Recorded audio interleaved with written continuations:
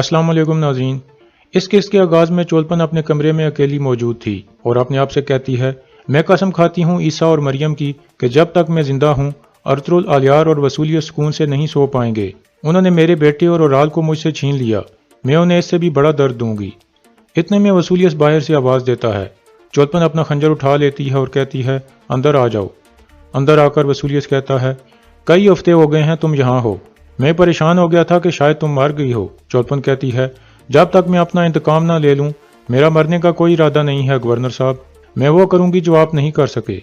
वसूलियत कहता है, ये तुम कैसे करोगी? तुम तो अपने कमरे से ही निकल नहीं पा रही।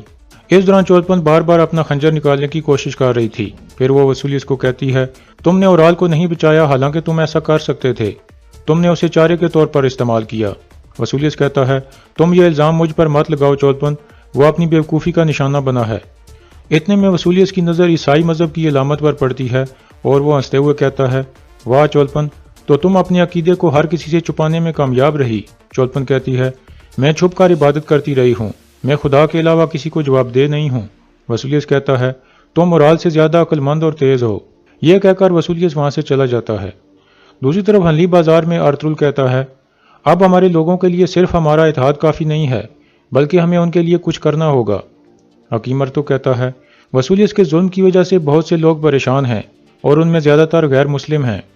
अर्तुल कहता है, जब हम इन ज़मीनों पर आए थे तो हमारे पास भी खाने के लिए कुछ नहीं था। हम उनकी तकलीफ समझ सकते हैं। हमारे पास जो भी है हम उनसे बांटेंगे। हमें ना सिर्फ इलाके फतह करने हैं बल्कि लोगों के दिल भी जीतने हैं। आलियार कहता है, काफ़ी वक्त हो गया है, वसूलियत के बारे में कोई खबर नहीं आई अर्तुल साहब। अर्तुल कहता है, वसूलियत हमसे इंतकाम लेने की कोशिश करेगा। वो लाजमी कुछ बड़ा करने का मंसूबा बना रहा होगा। उसकी शिकस्तों से उनका शहनशाह भी परेशान होगा। इस वजह से वो किले में मजीद सिपाही भेज सकता है। इतने में सामसा और दुमरल इजाज़त लेकर अंदर दाखिल होते हैं। सामसा कहता है, माफ़ करना सरदार, मेरे पास एक ज़रूरी खबर है। दूसरी तरफ कारा जैसर किले में बहुत से सिपाही सहन में खड़े थे। इतने में वसूलियत अंदर से आ जाता है और एक कमांडर को देखकर कहता है, निकोलस। निकोलस कहता है, अजीम कमांडर वसूलियत, हम आपके हुक्म के लिए हाजिर हैं।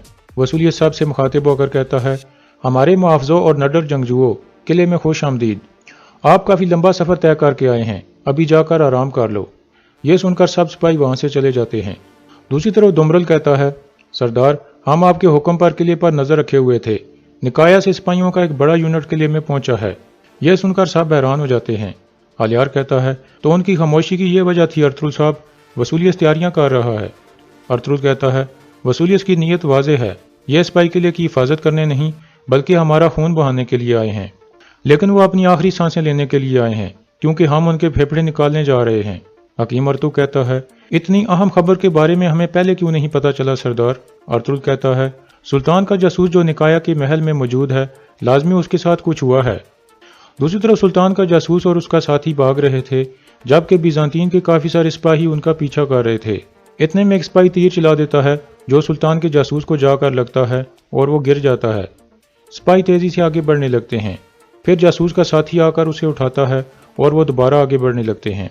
कारा जैसर में वसूलियत कमांडर निकोलस के साथ बैठा हुआ था। वसूलियत कहता है, मेरी तलवार जंग आलूद हो चुकी है। निकाया के उस आदमी ने हमें बहुत नुकसान पहुंचाया है। कमांडर निकोलस कहता है, महल के ज़्यादातर जर्नैल हमारे साथ हैं वसूलियत, वो जंग के लिए तैयार हैं। वो हमारे बुज़दिल शहनशाह से तंग आ चुके हैं। वसूलियत कहता है, मैं उसे शहनशाह नहीं मानता, अब वो सिर्फ कब्र में जाने का हकदार है। एक दफ़ा मैं तुर्कों से निपट लूँ, फिर उसकी बारी होगी। उसका तख्त उसकी कब्र बन जाएगा। निकोलस कहता है, अर्तुल ने हमें आहिस्ता कर दिया है, अब वो तुर्कों के लिए एक बड़ी उम्मीद बन चुका है। वसूलियत कहता है, सबसे बड़ा मसला वही है, उसके आने से पहले तुर्क थे जो हमसे छुपते थे, हम नहीं। उसने तुर्कों की हिम्मत बढ़ा दी है। अगर वो मर गया तो तुर्क सारी उम्मीदें हार जाएंगे। कमांडर निकोलस कहता है, काफ़ी अरसा हो गया है आपने कोई कदम नहीं उठाया। तुर्क समझ रहे होंगे कि आप हार मान चुके हो। वसूलियत कहता है, उन्हें समझने दें, मैं भी यही चाहता हूँ। मैं तब उन पर हमला करूँगा जब उन्हें इसकी उम्मीद नहीं होगी। अब यह किला बदल चुका है। काई कबीले के ट्रेनिंग एरिया में सिपाही आपस में प्रैक्टिस करने में मसरूफ थे, जबकि तुर्कों और बामसी उन्हें मशवरे दे रहे थे। दूसरी तरफ दूनदार राशन की बोरियां बीजांतीन के लोगों को दिलवा रहा था, क्योंकि अर्तुल ने उनकी मदद करने के लिए कहा था। एक आदमी दूनदार को कहता है, खुदा आपकी हिफाजत करे दूनदार साहब, मेरे बच्चे बहुत भूखे हो चुके थे, अब आपकी वजह से उनका पेट भर जाएगा। दूनदार कहता है, ارطغرل صاحب ہمیشہ آپ کے ساتھ ہیں، آپ یہ بات یاد رکھیں۔ اتنے میں بانو جزک بھی کچھ راشن لے کر آ جاتی ہے۔ دوندار کہتا ہے، بانو جزک خاتون آپ رہنے دیں، ہم سنبھال لیں گے، آپ اپنے بچے کے بارے میں سوچیں، ہم نہیں چاہتے کہ ہمارے بھتیجے کو کچھ ہو۔ بانو کہتی ہے، تم نے کبھی دوان کے بارے میں نہیں سوچا جب وہ زندہ تھا؟ شرم ہے تمہارے اوپر، تم ایک سردار کی طرح گھوم رہے ہو، کسے پتا تھا کہ تم قبیلے کے لیے ایک بلا ثابت ہوگے، اب تم مجھ سے دور رہو۔ یہ کہہ کر بانو آگے بڑھ جاتی ہے، جبکہ دوندار پریشان ہو کر ایک طرف چلا جاتا ہے۔ حلیمہ بھی یہ سب دیکھ رہی تھی۔ اتنے میں حائمہ خاتون اندر سے آ جاتی ہیں اور سب سے مخاطب ہو کر کہتی ہیں، ہمیں لازمی تمام معصوم لوگوں کی مدد کرنی چاہیے، یہ دیکھے بغیر کہ ان کا مذہب اور قوم کیا ہے۔ ہماری یہ مدد ہمارے غیر مسلم ہمسایوں کے لیے ایک امید ثابت ہوگی، یہ ہماری قربانی کو نہیں بھولیں گے۔ اس کے بعد وہ غیر مسلم حائمہ خاتون کا شکریہ ادا کرتے ہیں اور پھر سب وہاں سے چلے جاتے ہیں۔ اسی دوران دوندار پریشان حالت میں اکیلا ایک جگہ بیٹھ جاتا ہے اور کہتا ہے، احمق دوندار، دوان الپ تمہاری وجہ سے مارا گیا، اس کی بیوی تکلیف میں ہے، اس کا بچہ یتیم پیدا ہوگا، اب تم کسی چیز کے حقدار نہیں ہو۔ اتنے میں ابن العربی وہاں آ جاتے ہیں اور سلام کرنے کے بعد کہتے ہیں، بیٹھو دوندار الپ، کچھ بات چیت کرتے ہیں۔ پھر وہ دونوں بیٹھ جاتے ہیں۔ ابن العربی کہتے ہیں، ہم گناہ کرتے ہیں اور غلطیاں کرتے ہیں کیونکہ ہم انسان ہیں، اللہ خوش ہوتا ہے جب ہم توبہ کرتے ہیں اور اس سے مدد مانگتے ہیں۔ دوندار پوچھتا ہے، اگر کسی غلطی سے ایک معصوم کی جان چلی جائے اور پیچھے اس کی روتی ہوئی بیوی بچی ہو جو ماں بننے والی ہو؟ ابن العربی کہتے ہیں، کوئی بھی گناہ اللہ کے رحم سے بڑا نہیں ہوتا دوندار الپ، وہ معاف کر دیتا ہے۔ مسئلہ غلطی کا نہیں ہے، بلکہ اس غلطی کو سمجھ کر یہ اقرار کرنا ہے کہ میں دوبارہ اسے نہیں دہراؤں گا۔ دوندار کہتا ہے، میں اپنے آپ پر بہت غصہ ہوں اور اپنے آپ کو معاف نہیں کر پا رہا۔ ابن العربی کہتے ہیں، تم نے سبق سیکھ لیا ہے، لیکن اللہ ان سے پیار نہیں کرتا جو انتہا کی طرف چلے جاتے ہیں۔ اب تمہیں چاہیے کہ ہر حال میں اپنے بھائی کی اطاعت کرو اور ان کے حکم پر عمل کرنے کی پوری کوشش کرو۔ دوندار کہتا ہے، اب سے میں اپنے بھائی کے رستے سے کبھی نہیں ہٹوں گا، میں اپنے قبیلے کی بھلائی کے لیے اپنی پوری کوشش کروں گا۔ ابن العربی کہتے ہیں، یہ بہترین فیصلہ ہے۔ یہ کہہ کر وہ چلے جاتے ہیں اور دوندار مسکرانے لگتا ہے۔ دوسری طرف حلیمہ بانو جزک کے پاس پہنچ جاتی ہے اور اسے سمجھاتی ہے کہ دوان ہمارا بھائی تھا، اس نے بہت بڑی قربانی دی ہے، لیکن ابھی تمہیں دوندار کو معاف کر دینا چاہیے کیونکہ اسے اپنی غلطی کا پورا احساس ہے۔ آخر میں بانو جزک رضامند ہو جاتی ہے۔ دوسری طرف سلطان کا نکایا والا جاسوس اور اس کا ساتھی ایک جگہ چھپ کر بیٹھے تھے، جبکہ بیزانتین کے سپاہی انہیں ڈھونڈ رہے تھے، لیکن وہ ان دونوں کو دیکھ نہیں پاتے اور وہاں سے گزر جاتے ہیں۔ ان کے جانے کے بعد وہ دونوں اٹھ کھڑے ہوتے ہیں اور ایک طرف چل پڑتے ہیں، لیکن ایک تھیلا ادھر ہی بھول جاتے ہیں۔ کچھ دیر بعد وہ ایک غار میں پہنچ جاتے ہیں۔ جاسوس کا ساتھی کہتا ہے، آپ پریشان مت ہوں جناب، میں آپ کو مرنے نہیں دوں گا۔ اس کے بعد وہ اس کے زخم پر کپڑا رکھتا ہے اور اسے پانی پلاتا ہے۔ پھر سلطان کا جاسوس کہتا ہے، تم فوراً کائی قبیلے جا کر ارطغرل صاحب سے ملو اور انہیں یہ چیز دے دو، اس میں ایک ایسی معلومات ہے جو ریاست کے لیے بہت ضروری ہے۔ ارطغرل صاحب کو کہنا کہ وہ جلدی سے سلطان تک یہ خبر پہنچا دیں۔ وہ آدمی کہتا ہے، میں آپ کو یہاں نہیں چھوڑ سکتا جناب۔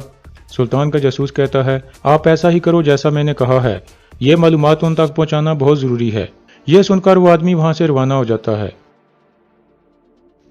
دوسری طرف بیزانتین کے سپاہیوں کو ان کا تھیلا مل جاتا ہے اور کمانڈر کھول کر اسے چیک کرنے لگتا ہے اور پھر کہتا ہے، یہ لازمی ان دونوں میں سے کسی کا ہے، اس پر خون لگا ہوا ہے، ہمیں ان کو زندہ یا مردہ تلاش کرنا ہوگا۔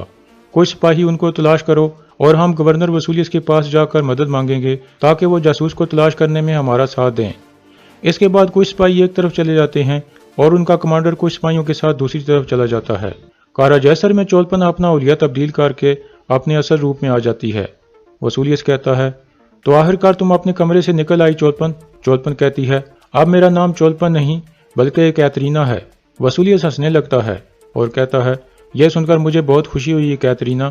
پھر وسولیس اس کا خنجر نکال کر کہتا ہے، تمہیں اس پرانے خنجر سے چھٹکارا حاصل کر لینا چاہیے کیترینا، تمہیں اب وہ خنجر اپنے پاس رکھنا چاہیے جو انہوں نے ہماری پیٹھ میں گھونپا تھا۔ یہ بیزانتین والا خنجر تم جیسی خوبصورت عورت کو بہت اچھا لگے گا۔ کیترینا کہتی ہے، یہ خنجر ہمارے دشمنوں کے دلوں میں اترے گا گورنر صاحب، اگر میں ایسا نہ کر سکی تو میرے پیٹ میں موجود بچہ کرے گا۔ یہ سن کر وسولیس ہنسنے لگتا ہے اور پوچھتا ہے، کیا تم ماں بننے والی ہو؟ کیترینا کہتی ہے، یہ اورال کا آخری تحفہ ہے، میرے پیٹ میں اس کا بچہ موجود ہے۔ یہ سن کر وسولیس بہت خوش ہو جاتا ہے اور پھر کہتا ہے، یہ بچہ ہمارے انتقام کا ذریعہ بنے گا۔ کیترینا پوچھتی ہے، کیسے؟ وسولیس کہتا ہے، جب بالیار اور اسلحان کو پتہ چلے گا کہ تم ماں بننے والی ہو تو ان کے پاس اور کوئی چارہ نہیں ہوگا سوائے اس کے کہ وہ تم پر رحم کھائیں اور تمہیں واپس اپنے قبیلے لے جائیں، اور یہ رحم ان کا خاتمہ کر دے گا۔ اس کے بعد وہ دونوں ہنسنے لگتے ہیں، اور یہاں اس قسط کا اختتام ہو جاتا ہے۔